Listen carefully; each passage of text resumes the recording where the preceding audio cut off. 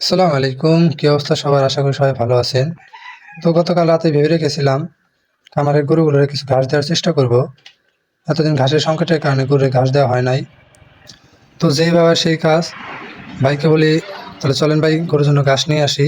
ভাই বলে ঘাস আনতে তো যাবো, কাছে তো ধার নাই, তুমি একটা কাজ করো, তুমি কাছে করে ধারাই নিয়ে আসো, এদিকে আমি গরুগুলোরে গোসল করাই দিই। তো আমি আর আমার এক ভাগিনা মিলে খামার বাড়ি যাই কাছে দাঁড়ানোর জন্য। আমার খামার থেকে আর কি খামার বাড়ির দূরত্ব আপনার 10 থেকে 15 মিনিটের, 20 মিনিট লাগতে পারে। সেখানে গিয়ে দেখি যে আমি যাকে দিয়ে কাজ করাই উনি দোকানে নাই। পরে একজনের মাধ্যমে জানতে পারলাম যে উনি চা খাইতে গেছে। কিছুক্ষণ অপেক্ষা করার পর উনি দোকানে আসে, পরে আর কি ওনার কাজগুলো দেই। কিছুক্ষণ অপেক্ষা করার পর উনি আমার কাজটা করে দেয়। পরে আমি খামারে চলে আসি। আইসা দেখি যে আবার ভাইয়ের আর কি খামারের কাজগুলো শেষ হয় নাই।